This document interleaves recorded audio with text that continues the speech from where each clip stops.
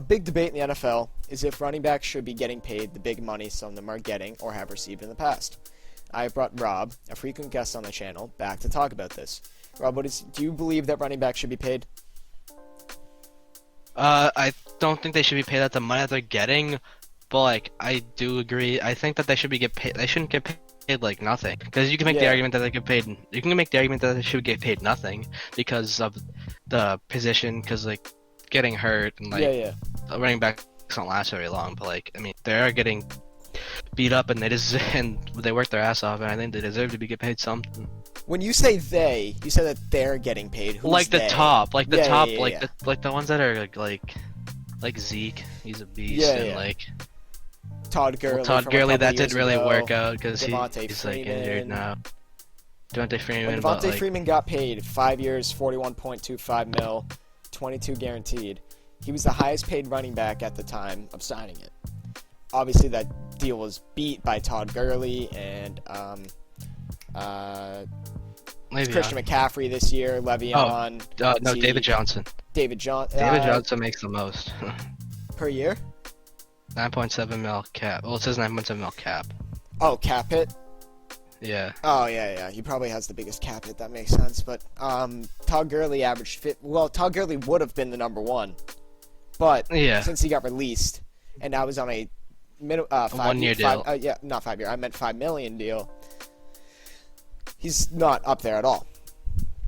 My personal opinion, I also agree with you. I do not think that teams should prioritize a running back in their long-term plans.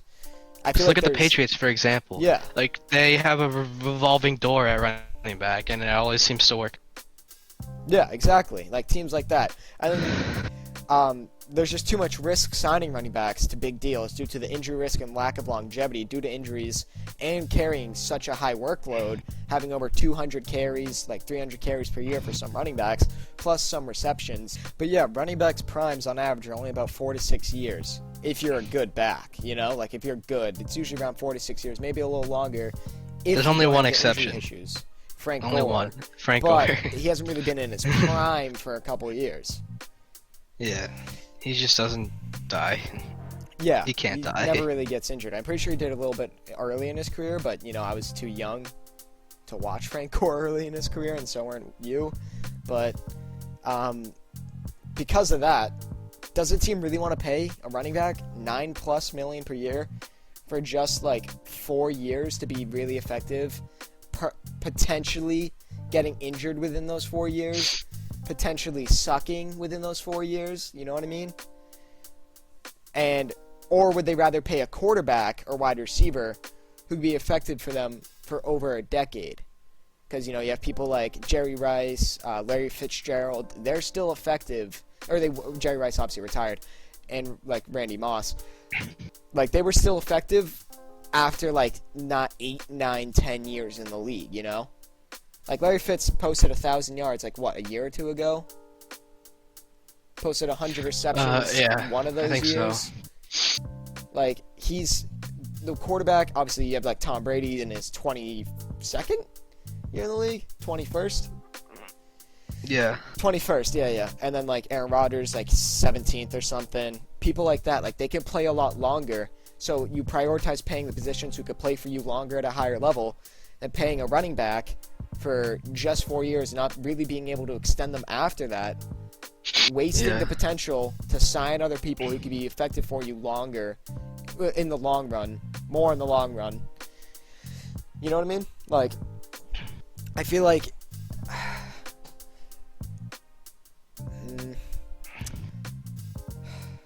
I don't know, but I have one interesting thing about McCaffrey being paid, which is that a big argument for McCaffrey being paid is that he's a great receiver as well. And it is true that he is the first running back in NFL history to have 2,500 yard rushing and receiving by the end of his 3rd season.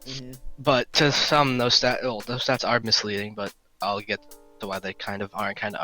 McCaffrey has 15 games in his career with the double-digit receiving targets. The team has won 1 of those 15 games. And then he has 5 games with over 100 yards receiving, and the team has won none of those games. Which is an eye-opening stat, but the Panthers are the best team. Yeah, they're not. And he kind of carries the offense. Yeah, he has to due to the injury to Cam Newton. I mean, DJ Moore is a great receiver. Don't get me wrong. Curtis Samuel's a great gadget player. Who else is on the team? Greg Olsen was injured for them. He was good back in the day. Who, Greg? Yeah. Yeah, he was. But, like, the thing with paying, like, Christian McCaffrey that much money is that he can, like, change your team, but he can't make it, if you know what I mean, you know? Like, yeah, I know what you mean. Except for, like, the Titans this year, like, a running back doesn't, like, 90% of the time, running backs don't make your team how they are. You know, like, they're not, like, the defining thing that makes your team win. Because there are so many ways to get around just having one premier running back that you pay a lot of money, like having a cheap committee like the Chiefs, the 49ers, except the 49ers did have a big contract with Jerick McKinnon, but they restructured it, took off the final year of his deal and dropped his salary to the veteran minimum with per game roster bonuses. So yeah, the 49ers running backfield is now cheap, technically. The Eagles, who they had Jordan Howard and Miles Sanders. The Bills, they had Frank Gore and Devin Singletary. And technically the Browns, because they have Kareem Hunt and Nick Chubb. Even though Kareem Hunt only played 6 games due to suspension, you know, that, like, Nick Chubb was second in the league in rushing yards, even with a running back as talented as Kareem Hunt behind him. And think about that. If you pay Derrick Henry that much money, and then you have teams like the Browns who have Nick Chubb on a rookie contract, and then Kareem Hunt on a cheap deal because he kicked a girl in the face. So yeah, he's on a cheap deal. He did something. He kicked someone, yeah. Yeah, so he's on a cheap deal. Basically, Chubb was like, 50 yards away from Derrick Henry? That's already more close, yards. I think, yeah. He was at 1494. I think Derrick Henry was at 1540. Something like that. That's basically, they already have more yards combined, obviously, than Derrick Henry. So, like, would you rather get 2 cheap guys or franchise tag Henry and then pay him in the long run instead of just having the 2 cheap guys like that? Obviously, Nick Chubb's going to get paid, but as of right now, he's not getting paid a lot. So that's like, all right, obviously the Titans won more games than the Browns, but coaching was the biggest issue in that, in my opinion. Freddie Kitchens was probably the worst coach I've seen in a little bit besides Hugh Jackson. Basically any Browns coach you can think of. And was it Pat Shurmur from the Giants?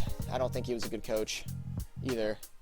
No, he was not. Very underrated coach though, Jack Del Rio, but that's besides the point.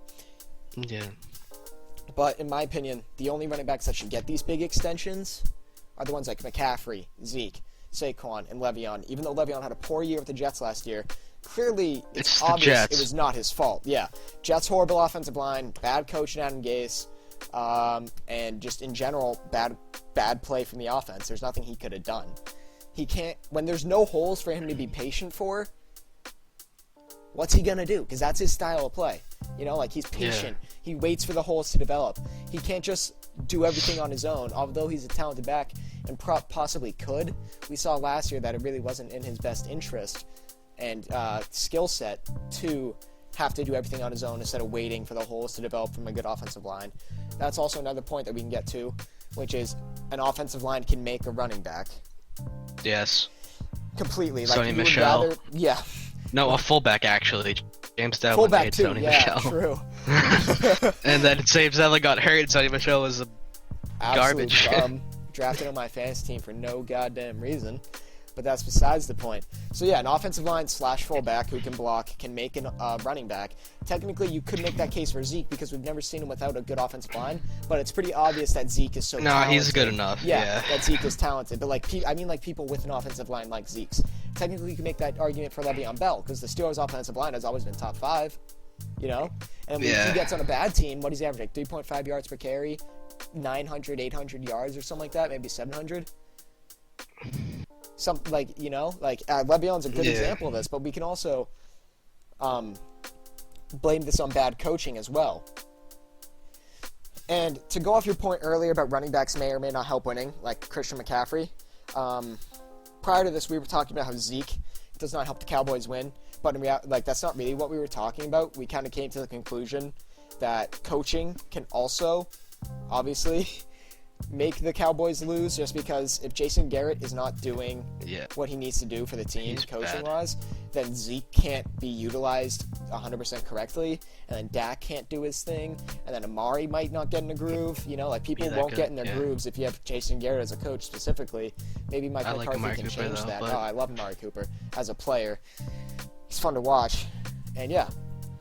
But in my opinion, the only running backs that should get paid are those people like that who are versatile. They can catch passes, run the football, pass block. If you're an elite pass blocker, that's a huge skill set. Yeah. It's a huge skill set. But this can still be proven risky due to the David Johnson contract. 3 years, $39 million. He was an elite runner and receiver out of the backfield throughout his rookie contract, and then he gets injured. I believe the last year of his rookie contract. He broke his wrist, right? Yeah, when he broke his wrist. Was that... What year did he break his wrist? Let me look. I believe it was his third year, but I'm not 100% positive.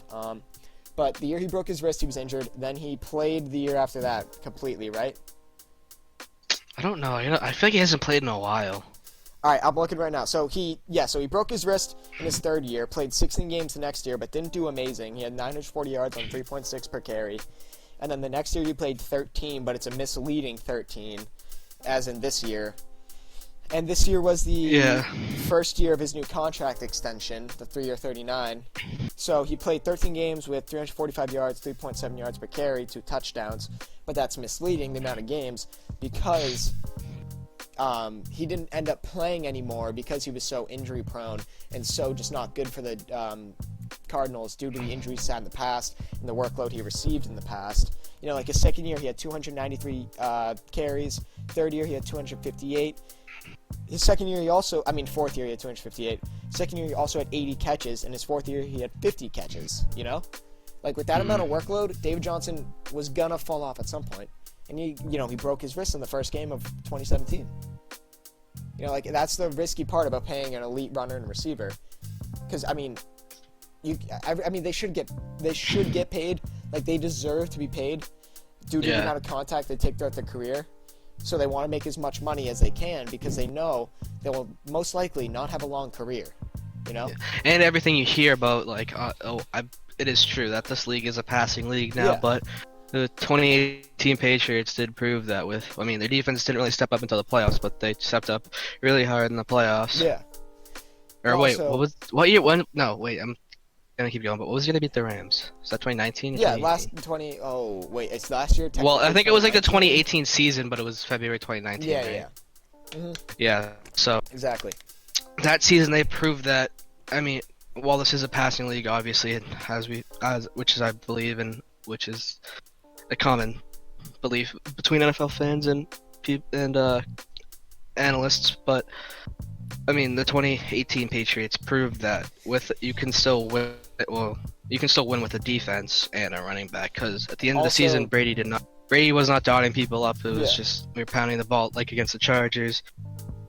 In the playoffs, they pounded the ball to Sony Michel, and the only touchdown scored in the Super Bowl was by Sony Michel. Playoffs.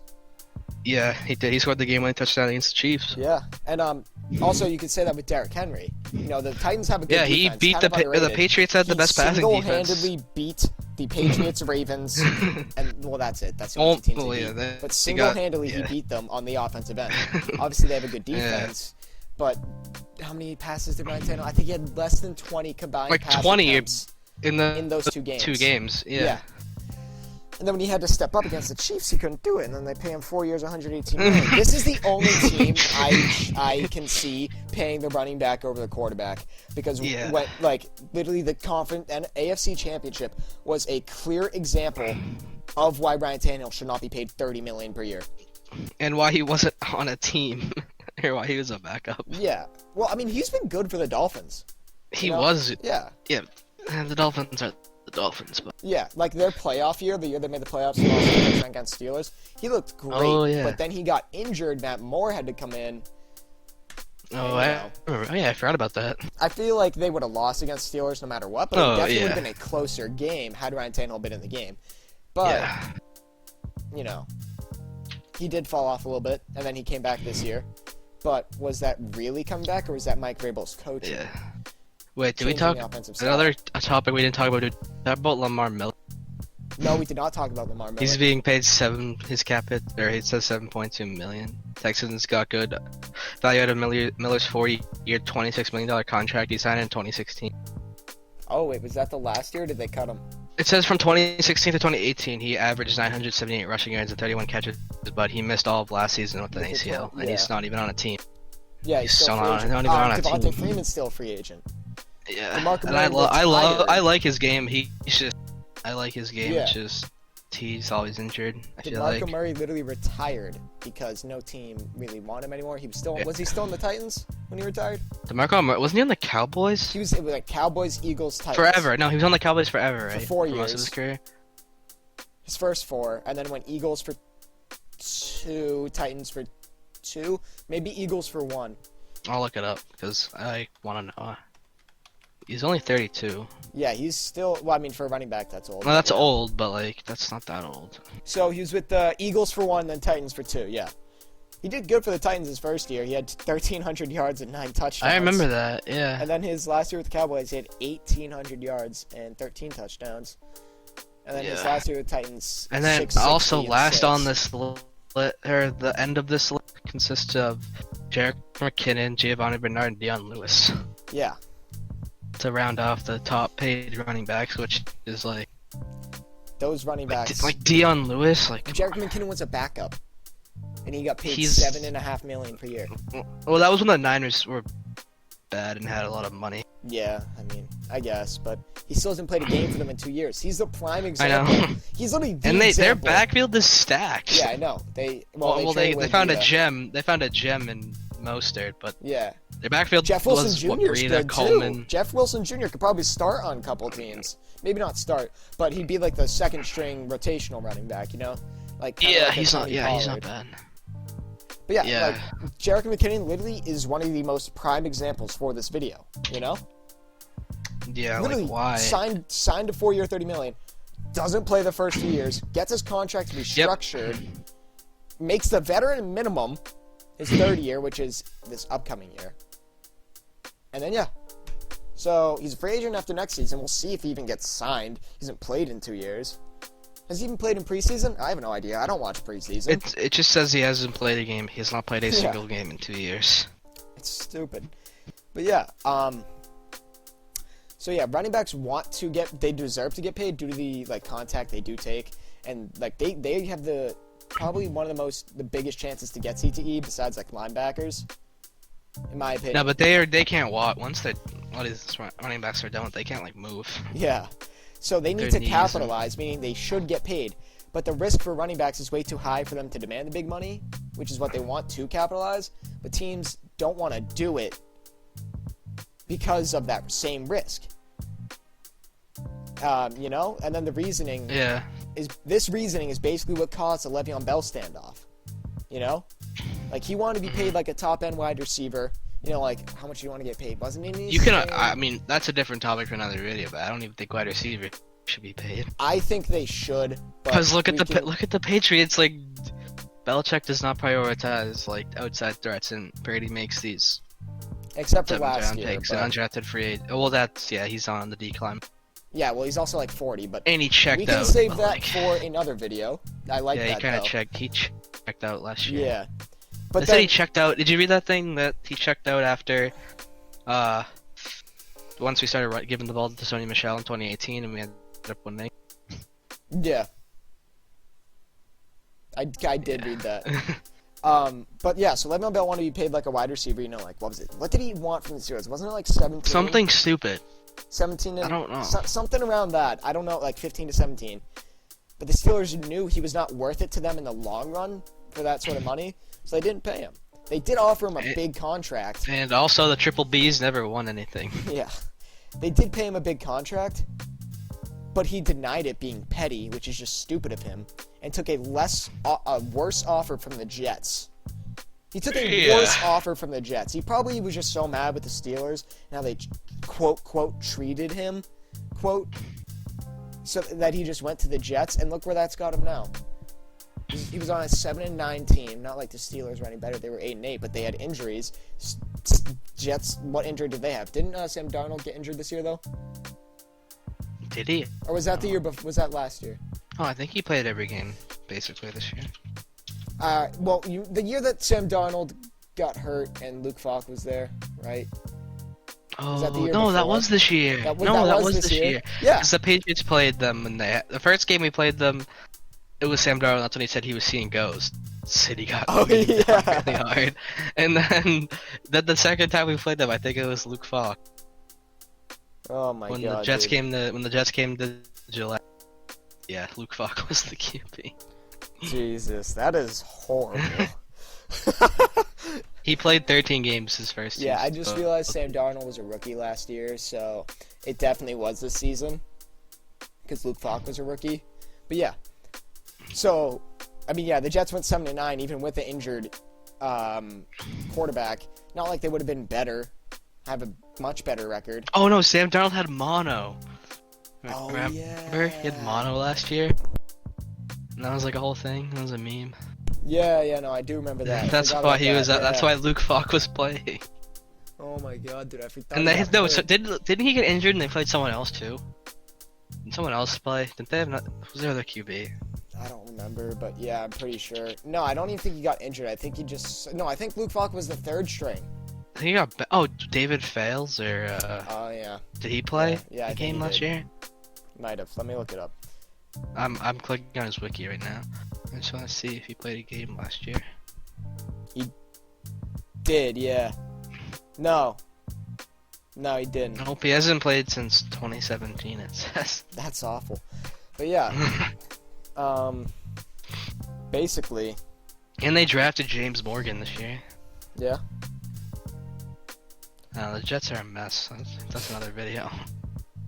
To basically conclude. They have potential, but. Yes, they have potential.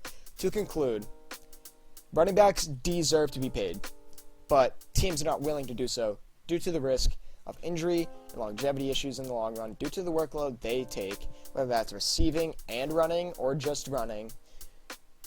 And basically, a running back can be made by an offensive line or coaching. True. Or fullback. Or a fullback. Or a fullback. Don't forget that.